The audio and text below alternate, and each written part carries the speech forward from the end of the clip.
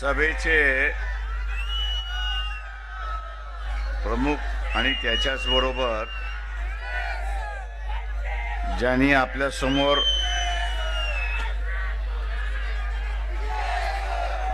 आपलं मनोगत व्यक्त केले असे असणारे प्रकाशअण्णा शेंडगे, सन्माननीय टी.पी. मुंडे,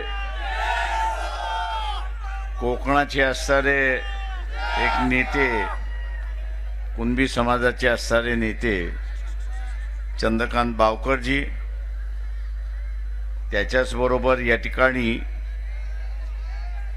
पनवेलमध्ये राहणारे असणारा जे.डी. तांडेल, प्राध्यापक विष्णू जाधव, त्याच्याच बरोबर प्राध्यापक किसन चव्हाण, अनिल जाधव, प्रवीण रणबागुल, अर्जुन सलगर, या कार्यक्रमाचे असणारे आयोजक संयोजक या ठिकाणी सचिन शेंडगे, त्यांचे असणारे साथी उमेश मरोळ, सुदर्शन गर्डे,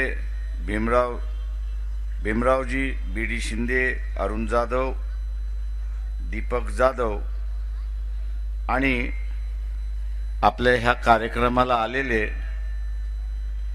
मौलाना मुफ्ती सय्यद वसीम अहमद, मंचकावरती बसून सर्वच प्रतिष्ठित मंडळी, उपस्थित बंधूंनो आणि भगिनींनो,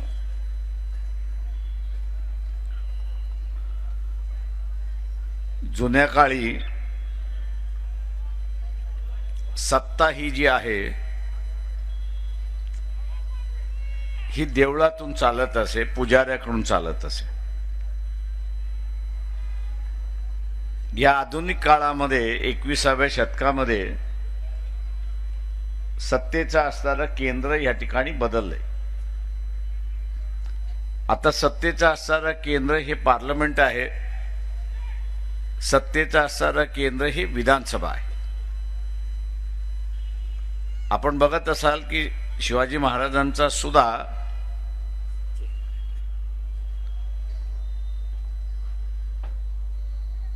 राज्य स्थापन झालं,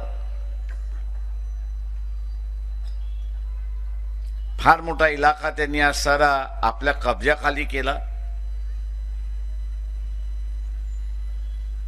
परंतु त्या कालावधीमध्ये जोपर्यंत राजाचा असणारा मान सन्मान धर्माने केला नाही, राज्याभिषेक जे म्हणतो आपण, तो जोपर्यंत होत नाही तोपर्यंत असणारा अधिकृत रीतीने राजा तो समजला जात नसे. म्हणजे शिवाजी महाराज सत्तेमध्ये होते, राजे होते, पण मान्यता जी आहे ती धर्मसंस्था जोपर्यंत देत नाही तोपर्यंत अधिकृत होत नाही, अशी असणारी परिस्थिती आहे. आणि म्हणून त्यांना असणारा गागा भटांना बोलवून आपला असणारा राज्याचा अभिषेक करून घेतला, अशी असणारी परिस्थिती आहे. आत्ताच्या असणाऱ्या कालावधीमध्ये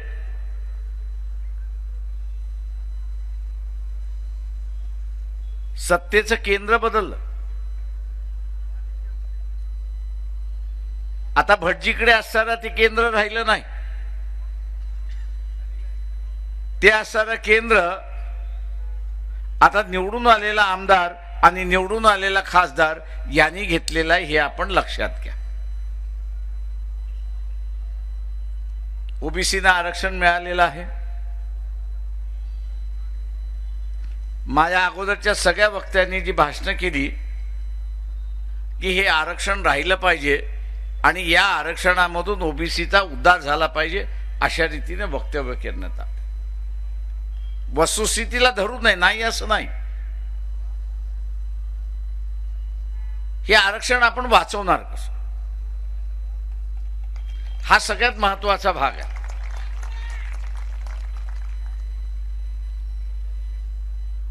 नुसतं वाचवायचं नाही, तर उद्याच्या या आरक्षणामधून लोकांचा विकास झाला पाहिजे हेही आपण त्या ठिकाणी पाहिलं पाहिजे. आता हा विकास साधायचा असेल आणि आमदार आणि खासदार व्हायचा असेल तर सगळ्यात प्रथम काय मिळालं पाहिजे? उमेदवारी मिळाली. सगळ्यात प्रथम काय आहे तर उमेदवारी मिळाली पाहिजे. उमेदवारी मिळाली तर आपण इलेक्शनला उभं राहतो आणि इलेक्शनला उभं राहिलो, जिंकलो की आपण त्या विभागाचा आमदार होतो किंवा त्या विभागाचा खासदार होतो. इथेच सगळ्यात मोठी गमक आहे हे आपण लक्षात घ्या. इथे सगळ्यात मोठी गमक आहे. मी आज नाही तर 90 सालापासून असं म्हणत आलेलो आहे की महाराष्ट्राची सत्ता,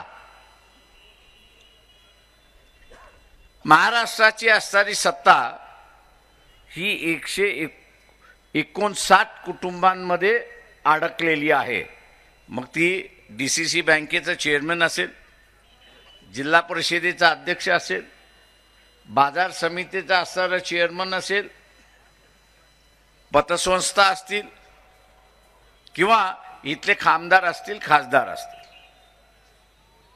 मी मांडत नाही, तुम्ही इथलेच असणारे आमदार घ्या आणि खासदार घ्या, नात्या गोत्याचा त्यांचा संबंध आहे की नाही? नात्या गोत्याचा असणारा संबंध आहे. आणि म्हणून मी असं म्हणतोय की ही सत्ता 169 कुटुंबांमध्ये त्या ठिकाणी अडकलेली आहे. त्या अडकलेल्या सत्तेला आपण सोडवायचं आहे आणि सर्वसामान्य माणसामध्ये खेळवायचं आहे हे आपण असं लक्षात घेतलं पाहिजे. आणि हे करायचं असेल तर कोणीतरी असणारं देवाची पूजा केली, कोणीतरी असणारा 11 दिवस त्या ठिकाणी उपास केला म्हणून तो फार चांगला माणूस झाला. अजिबात नाही. तुम्हीही 15 दिवस उपास केलात तर मरणार नाही एवढं लक्षात घ्या. त्याच्यानंतर मराल. त्याच्यामुळे 11 दिवस उपास केला आणि त्यांनी फार मोठं पुण्य केलं अजिबात नाही. या थिअरीमध्ये अजिबात फसू नका. जे मिळालेलं आहे ते निघून जाईल हे लक्षात घ्या. जे मिळालेलं आहे ते निघून जाईल एक लक्षात घ्या. आपल्याला उद्याचं आरक्षण वाचवायचं असेल तर या ठिकाणी राजकीय पक्ष आरक्षणवादी एका बाजूला झाले पाहिजेत आणि दुसऱ्या बाजूला त्यांनी आरक्षणवादी जे आहेत त्यांना उमेदवारी दिली पाहिजे हे आपण असं लक्षात. इतके राजकीय पक्षांचे 2 गुण असले पाहिजेत. एक तर तो आरक्षणवादी असला पाहिजे आणि दुसरा या आरक्षणवादी कृतीला आकार आणि स्वरूप देण्यासाठी त्यांनी असणारा उमेदवारी दिली पाहिजे हे आपण असणारा लक्षात घ्या. आपण असणारा म्हणतोय की बा आम्ही असणारा आमच्या ताटामध्ये कोणाला येऊ देणार नाही ही वस्तुस्थिती आहे. पण त्याच्याच बरोबर उद्याचे असणारे सत्ताधारी आपण होणार आहोत. उद्याचे आपण सत्ताधारी ज्यावेळेस होणार आहोत त्यावेळेस या देशामध्ये नॉन ओबीसी जो आहे, ओबीसीच्या बाहेरचा जो वर्ग आहे, आरक्षणाच्या बाहेरचा जो वर्ग आहे त्याचंही दुःख हे आपल्याला समजून घ्यावं लागेल हे आपण सरळ लक्षात घ्या. पण आजच्या स्थितीला ते अजिबात होत नाही हे लक्षात घ्या. मग भारतीय जनता पक्ष असेल, काँग्रेस पक्ष असेल किंवा NCP असेल किंवा इथला असणारा शिवसेनाही असेल, उमेदवारीच्या यादीमध्ये आपण बघितलं किंवा आजचे असणारे निवडून आलेले खासदार जर आपण असताना पाहिलं, या खासदारामध्ये एक खासदार धनगर समाजाचा दिसतोय का? तर नाही. एखादा माळी समाजाचा दिसतोय का? नाही. एखादा असणारा 11-12 बलुतेदारांमधला दिसतोय का? तर नाही. जर या समूहामधला खासदारच नसेल तर आरक्षण कसं वाचेल हे मला सांगा. वाचवण्याचं केंद्र जे आहे ते विधानसभा आहे आणि वाचवण्याचं केंद्र जे आहे ते लोकसभा आहे.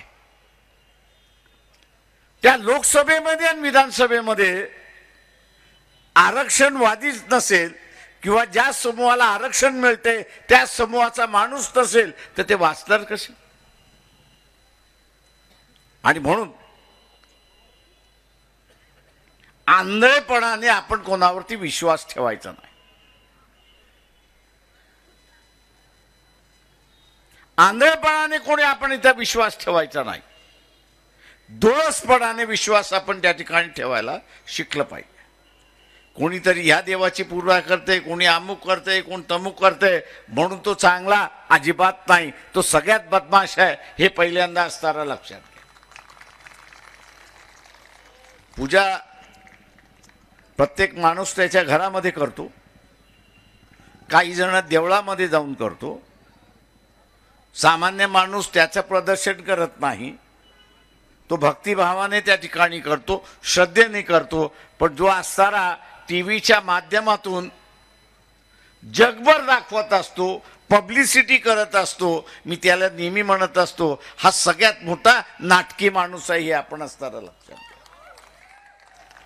हा सगळ्यात मोठा नाटकी आहे.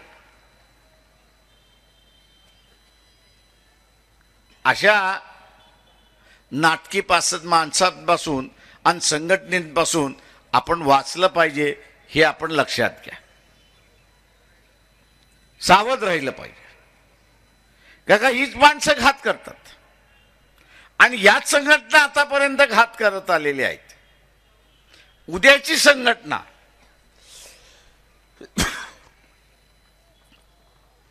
उद्याची असणारी संघटना ही माझ्या विचाराची आहे की नाही, माझ्या हिताची आहे की नाही, माझ्या प्रश्नाला प्राधान्य देते की नाही, हे नुसती बोल घेवडी असता कामा नये. मी आरक्षणवादी आहे एवढं म्हणून चालणार नाही. महाराष्ट्रामध्ये 48 लोकसभेच्या जागा आहेत. आदिवासींसाठी किती राखीव आहेत?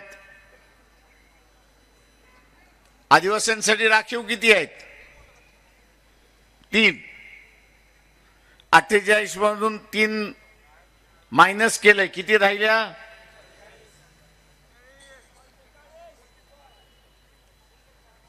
एससीच्या राखीव जागा मायनस करा, किती राहतात? 4 जागा आहेत. आता या 41 जागांपैकी धनगर, वंजारी, माळी, आलुतेदार, बलुतेदार, भटके विमुक्त, किमान जो पक्ष 12, 13, 14, 15 उमेदवार देईल तोच आपला पक्ष हे आपण मान्य केलं पाहिजे.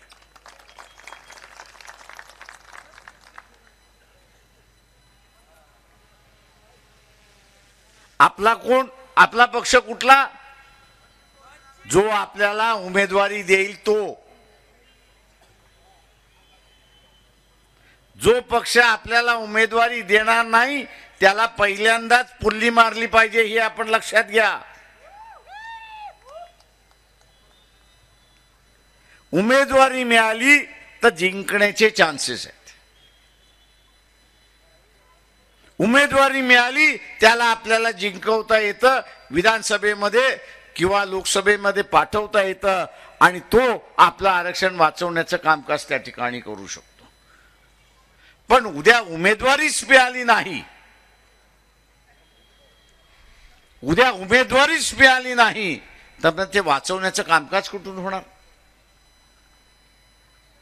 आणि म्हणून राजकारण हे आपण असं डोळसरित्याने त्या ठिकाणी पाहिलं पाहिजे. आंधळेपणाने राजकारणामध्ये बघून चालणार नाही. उद्याच्या इलेक्शनमध्ये काय काय वाटप केलं जाईल? तर कबाबचं वाटप केलं जाईल, शबाबचं वाटप केलं जाईल आणि त्याच्याच बरोबर महात्मा गांधी सुद्धा वाटप केल्या जाईल अशी असणारी परिस्थिती आहे. याला जर बळी पडलात, याला जर बळी पडलात तर आरक्षण सोडा, हे संविधान सुद्धा गेलं म्हणून असणारं समजा.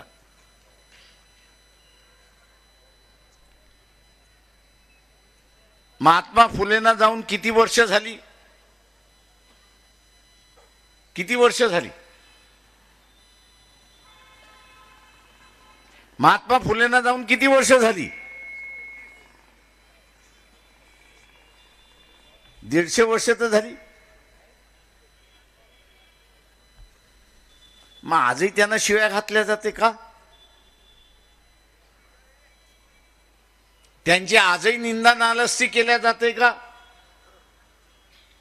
फुले दाप्त्यांचा आजही असणारा त्या ठिकाणी चेष्टा केली जाते का? तर या देशाची गुलामीची जी व्यवस्था होती, जाती प्रथेची व्यवस्था होती, स्त्री शिक्षणाविरोधी व्यवस्था जी होती, त्याला त्यांनी उलथून टाकण्याची सुरुवात केली. त्यांनी त्याला उलथून टाकण्याची सुरुवात केली आणि बाबासाहेबांनी संविधानाच्या माध्यमातून कायम स्टॅम्प मारला की ही पुन्हा येणार नाही अशी असणारी परिस्थिती.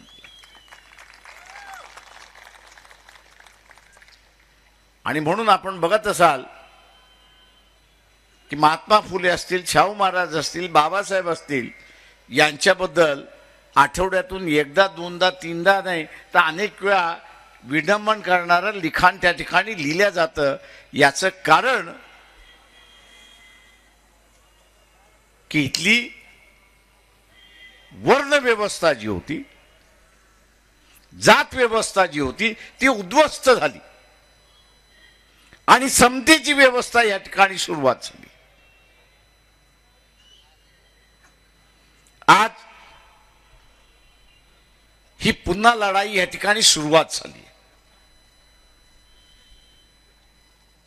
आज ही पुन्हा लढाई या ठिकाणी सुरुवात झालेली आहे की ज्यांना तुम्ही उद्ध्वस्त केलं, ज्यांना तुम्ही उद्ध्वस्त केला, आज तेच पुन्हा म्हणतात आहेत की आम्ही उद्याच्या सत्तेमध्ये आलो तर या देशामधलं संविधान आम्ही बदलल्याशिवाय राहणार नाही. आम्ही संविधान बदलल्याशिवाय राहणार नाही. या संविधानामुळे काय झालं तर इथला असणारा 18 बलुतेदार आणि 12 आलुतेदार हा सत्तेमध्ये जाण्याचं मोकळं झालं की ज्याला पूर्वी बंद होतं. ते मोडलं कोणी असेल तर शिवाजी महाराजांनी मोडलं. उरले कुठल्याही राजामध्ये ताकद नव्हती ती मोडायची. आणि म्हणून शिवाजी महाराज सामाजिक स्वातंत्र्य जोपर्यंत जिवंत आहे तोपर्यंत तेही जिवंत राहतील हे आपण सर्व लक्षात घ्या. लोकांच्या मनामध्ये ते जिवंत राहतील, लोकांच्या विचारामध्ये त्या ठिकाणी जिवंत राहतील. आता ही व्यवस्था ठेवायची की न ठेवायची याचा निर्णय आपल्याला त्या ठिकाणी द्यावा लागेल. याचा निर्णय आपल्याला त्या ठिकाणी द्यावा लागेल. आणि तो द्यायचा असेल तर मी आज असा मानतोय की समाज व्यवस्थेमध्ये जे भांडण सुरुवात झालेलं आहे, ओबीसी मराठा असं भांडण सुरुवात झालेलं आहे, जी भूमिका आपण असं या ठिकाणी घेतलंय की ओबीसींचं ताट वेगळं आणि मराठा समाजाचं ताट वेगळं आहे, हे आता राजकीय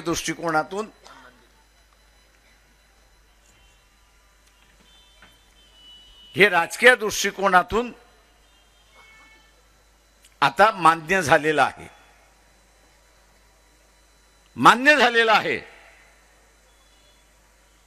या मान्य झालेल्या ह्याच्यावरती आता टिकवण्याचं असणारं राजकारण आपल्याला सुरुवात करावं लागेल। 2 महिन्यामध्ये लोकसभेच्या निवडणूक आहेत। या 2 महिन्याच्या लोकसभेच्या निवडणुकीमध्ये 12-13 खासदार ओबीसीतले गेले नाही। 12-13 खासदार ओबीसीचे गेले नाहीत। त्या पार्लमेंटमध्ये, त्या लोकसभेमध्ये तर आरक्षण टिकवणं कठीण राहील। मग भुजबळांसारखे कितीही माणसं लढायला राहिले तरी त्याचा असणारा ठेंगा दाखवल्याला मिळेल, हे आपण असणारा लक्षात घ्या। कारण का सत्तेच्या केंद्रामध्ये तुम्ही नाही, संधी आली त्यावेळेस तुम्ही कोणाला बसवलं नाही। ओबीसीच्या बाजूने, ओबीसीच्या उमेदवाराच्या बाजूने तुम्ही उभा राहिला नाही, तर संदेश काय देताय की आम्हाला असणारं आरक्षण नको। का जो आरक्षण विरोधी होता त्याला तुम्ही मतदान देऊन बसलात आणि लोक म्हणतात की मतदानाच्या माध्यमातून लोकांचं मत हे व्यक्त होतं, तेव्हा माझं व्यक्त होणारं मत हे आरक्षणवादी आहे, हे आपल्याला सिद्ध करावं लागेल, दाखवावं लागेल। आणि म्हणून टी.पी. मुंडे यांनी असणारी जी भूमिका घेतली आणि आपल्या पुढे जी असणारा मांडली या ठिकाणी की माझं ह्या पुढचं मत कोणाला, माझं ह्या पुढचं मत कोणाला, माझं ह्या पुढचं मत आरक्षणवाद्याला, माझं ह्या पुढचं मत आरक्षणवाद्याला, दुसरं कोणालाच नाही।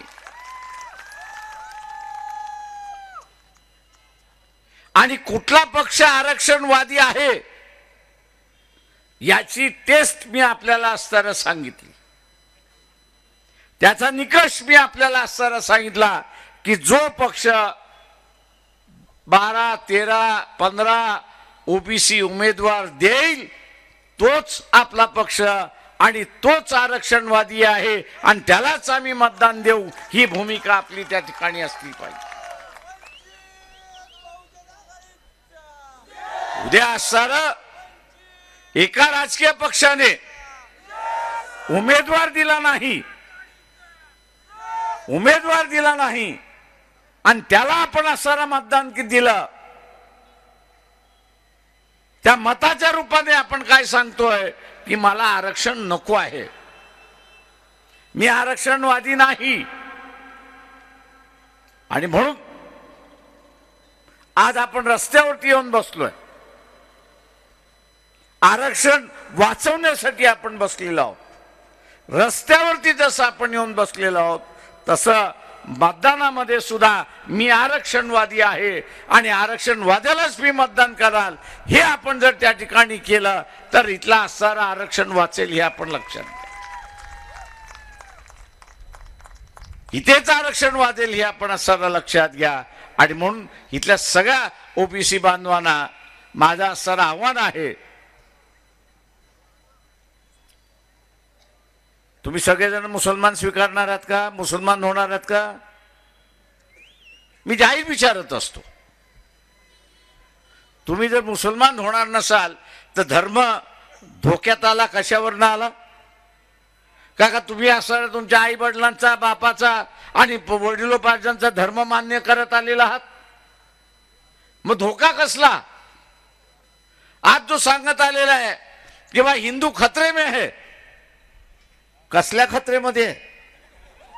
इथला असणारे चीफ जस्टिस यांचं नाव काय? सुप्रीम कोर्टाचे चीफ जस्टिस त्यांचं नाव काय? हा मुसलमान आहे का? मुसलमान आहे का? नाही ना। इथला प्राईम मिनिस्टर कोण आहे? तो कोण आहे?